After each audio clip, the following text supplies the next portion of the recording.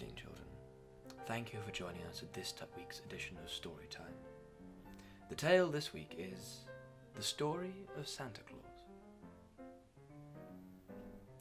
Sitting in his chair by the fire, his 18th glass of mulled wine to hand, for it is Christmas after all, Santa waited in gleeful anticipation for the clock to strike 12.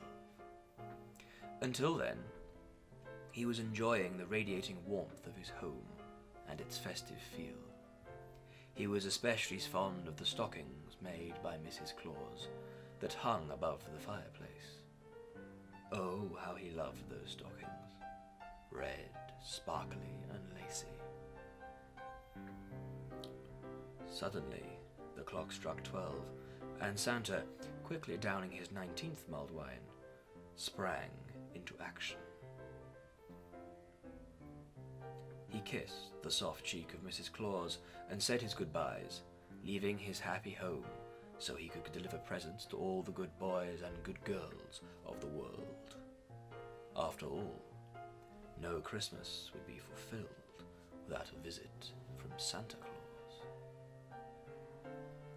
Before he left, he ensured that his beloved reindeer were well rested and ready for the journey ahead. And as a special treat, he handed out carrots to the reindeer, from Dasher to Blixen. Not for Rudolph, though. For the wonderful reindeer who led his sleigh, he was given a line of Santa's special snow powder. He needs to keep his red-nosed reindeer red-nosed, after all. When the reindeer were nourished, and the toys fully loaded by the elves, Santa uttered the magic words, "On, Dasher! On, Dancer!" triggering the sleigh to effortlessly lift into the air and fly to their destination. As Santa and his reindeer glided above the earth, he looked down at all the little houses full of little people, eagerly waiting for Christmas morning. Oh, how Santa enjoyed the build-up to delivering presents. Indeed, it was almost as satisfying as the climax. After travelling far and wide, Santa found the house he needed to make his first delivery to, and glided gently, or as gently as a gigantic sleigh could, onto the rooftop.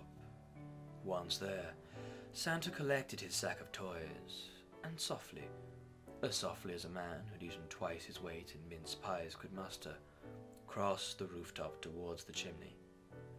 It was a sweet squeeze to get down the chimney, even for a professional like Santa. My, he thought to himself, I've not been inside something this tight for a whole year. Eventually, however, Santa made it through, as Santa always does. He looked around the quaint little living room with its inviting ambience, glittering decorations, and beautifully wrapped presents, waiting to be opened. Santa noted that it was a microcosm of everything he loved about Christmas. Santa picked up a glass on a nearby table. "What on earth is this? Only a half pint of mulled cider? This family are going straight on the naughty list." He tutted slowly. There are 3 kinds of people who will always go straight to the top of Santa's naughty list: thieves, murderers, and cheapskates. However, despite his bitterness, Santa laid the presents he had brought for the family under the tree with loving care, along with a few choice expletives. When he was done, he climbed back up the chimney, and the reindeers led him to the next house, where he walked softly across the roof and down the tight chimney. It was all rather repetitive, but Santa still enjoyed it, and intended to do this house with the same love and care as he did in every house. Unfortunately, Santa's intention did not quite translate into reality. After placing the presents delicately under the tree, Santa looked to the coffee table in hope of a more pleasing treat than the last stingy house had provided. but what he found was most unexpected. In the center of a table, on a silver plate, he found a bottle of a clear liquid and a note which read, "We are sorry for not providing a glass of mulled wine and a mince pie, Santa. Uncle Henry was being greedy this Christmas Eve. We hope this will do instead." "Well," said Santa, "I doubt this bottle of vodka could cause me any more harm than the last house." And with that, Santa drank his vodka. And oh, how he drank his vodka.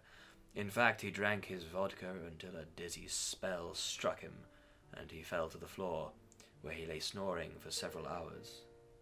Hours which should have been spent delivering presents.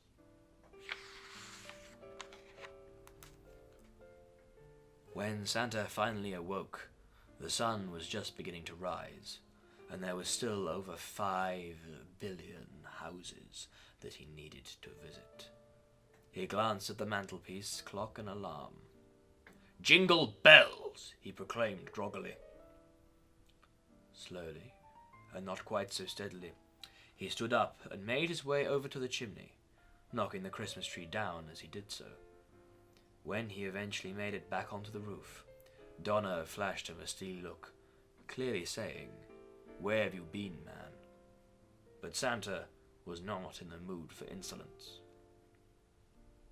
"Come on, you overgrown hairballs. We've got a lot of work to do and not much time to do it. It's Christmas, so let's put in a 110% in. For the children!" And off soared the sleigh as dawn began to take hold. Delivering every present was no easy task, but Santa and his reindeers picked up speed to record-breaking proportions. Get in, do the job, get out. Despite his haste, Santa still ensured he did the job right, remembering the people behind the presents and why his gifts would mean so much to them. Like Susie Bracken, who at the tender age of 14 could only confide all her deeds to a diary, or for Colin Green, a new set of baking trays. He wasn't much of a chef, but his special brownies always went down well. And as for Lucy Wright, a set of earplugs. She'd probably be needing them after her flatmate opened her present. One gift Santa particularly enjoyed putting under the tree was a little gift that Mr. Michaels could give to his wife. After all, it was rare for Santa to give gifts to people who made the naughty list. And finally, for Mrs. Lauren, a cook. He left some vital ingredients she would need over the festive period, like battery acid and antifreeze. When what seemed like an impossible task was somehow completed, and Santa managed to deliver every single present and arrive back to the North Pole in time for daybreak, it was a true Christmas miracle. Wearily, but not unhappily, Santa stepped down from his sleigh and instructed the assembled elves to take the reindeer back to their stable. Santa knew that now he had completed his Christmas Eve ritual. It was time to grab Mrs. Claus and enjoy his Christmas morning ritual. What is this Christmas ritual, you may ask? You'll never guess, children. You'll never guess. As Santa moved back into his house carrying his sack of toys, he was saddened by the sight of Mrs. Claus flopped over her chair, a little less fresh than she once was. But Santa could fix that. He reached into his sack and pulled out a needle, syringe, thread, and anesthetic, and began to sterilize her with formaldehyde product. The essentials. "Time to sort you out, my dear." He grabbed her cold, lifeless hand. You see, every year after finishing his deliveries, Santa goes to the nearest hospital, chemistry lab, and funeral parlor, and picks up these things.